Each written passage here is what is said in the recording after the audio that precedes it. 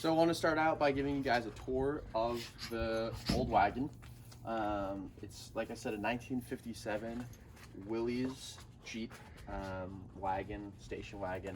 Has a bunch of different names and none of them are widely known. So when you're looking up parts for them, there's really only a couple places that you know things are going to fit for this car. It is old. It was sitting in Rhode Island, rusting for, well, I don't know how long it was in Rhode Island, but my family's had it for about 12 years, and it hasn't run in the past 10 or so. It was just sitting in our yard, and we live close to the ocean, so a lot of salt air has gotten to it over the years, and that's going to be a big challenge for the resto for this car. So, I mean, you can see up here we have a ton of flaking sheet metal and paint and everything. I think previous repairs have basically just been patch-up jobs, and I'm hoping that our repairs will be more so restoration quality. You can see a lot of this flaky bodywork, and you know, I mean, it doesn't look super bad on the surface in some areas, but then you get to some spots like this where it's gotten really bad, and I think we're at some point gonna have to remove the roof pretty much, because there's like basically a gutter here that I can just imagine anytime it rained just held water in there, and it pooled up and probably has really messed up this whole panel and everything.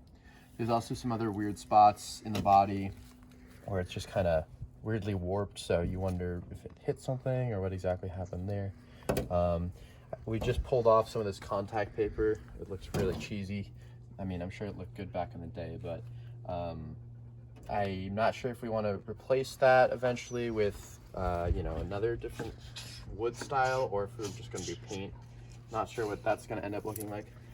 Spots down here, there's just a ton of Bondo work, and I'm not sure why that's even Bondo. Like, the actual metal frame doesn't seem that weird or out of place, so maybe it was just bent and then they bonded it to make it like look in contour with the body. The interior is actually in really pretty good shape. Windows are in pretty good shape. The seats are in good shape. Everything, you know, is pretty solid in here. There's definitely, I mean, we're gonna get a new steering wheel at some point, or refinish this one because it's, you know, looks kind of tacky. We're gonna have to pull up the floors to check the frame and the floor down there. And you know, various things in here. The wiring definitely needs to be kind of redone, because I don't know how well some of the meters and everything work. And yeah, the headliner is gonna need to be pulled out and redone. Looking at the windows here, a couple of the windows have delaminated, so you can see around the side here. This is, I think, safety glass, but it kind of is cracked in a weird way, so maybe not. But basically the lamination layer has kind of started to peel out. So we're gonna need to get some new glass for the windows. I mean, this door works, which is nice, kind of. You know, a lot of little things and a lot of big things as well. The paint is totally gonna need to be stripped, repainted. Not sure if I'm gonna leave that to a professional or whatnot. We're gonna need all new tires, as they are totally getting dry rotted. I mean, they're really old, so I'm not sure how old the tires exactly are, but probably new wheels as well. And we'll get into the underside and the suspension at some later point, but yeah. New Walmart battery, top of the line. We've had a couple issues with that already, but right now it's working fine. Most of the engine components seem to be in working shape now. That carburetor was definitely maybe the reason why it hasn't run in 10 years. You know, I might want to get a new distributor just to make it look better.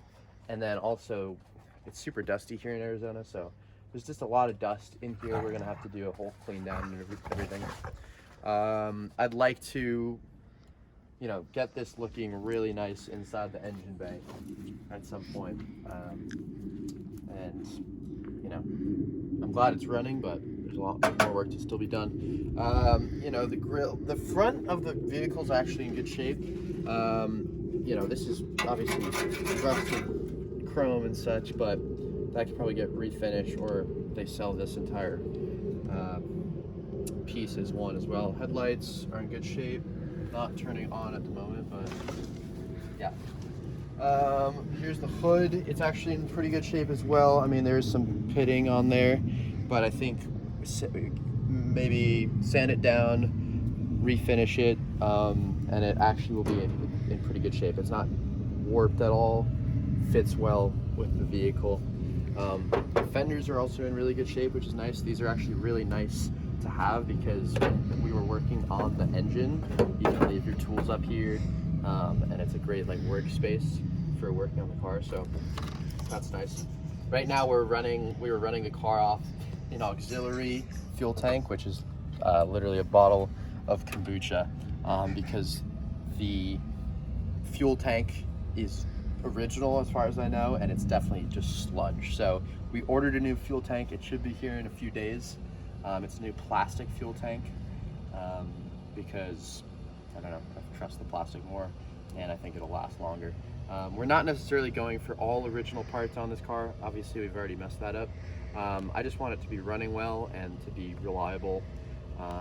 We're going to keep the engine because, you know, we just got that started, and I think it's cool to have the original engine. It's a great engine, too. Really well known and everything. Here's the old carburetor for an example of why we are replacing things. I mean, this thing is just not very functional, super dirty and everything, and I think having a working carburetor in perfect condition is important. Careful your step here. More of the same on this side. This side actually seems to have a little worse corrosion, like in the frames, in the body at least. So we have some pretty big pits. You can see all these bubbles just come right off. Looking towards here, I mean, this, if I hit that hard enough, it'll probably go right through. Up here, we have more of that. So I'm gonna need to definitely do some welding, because I don't just want to Bondo this like the last people did. But yeah, this is gonna be a big step, is getting the body work done. And you know, I'm not a professional at that, so I might be paying someone to do that. I left the gas tank open right now because we're gonna take the old one out and put in a new gas tank. So I'm just gonna let the gas evaporate for right now. I don't know if that's a great idea, but I don't want to take off the gas tank and spill old gas everywhere. So I feel like that'll help it be contained. We have some weird non-original parts. This is definitely not an original turning signal or brake light or whatever. Pretty sure the original ones back here are not functional. Honestly, this back is maybe the worst of the visible rust damage. This back door is going to be need to be completely replaced or redone. It's just, there's not much solid metal down here, and they do sell this whole door newly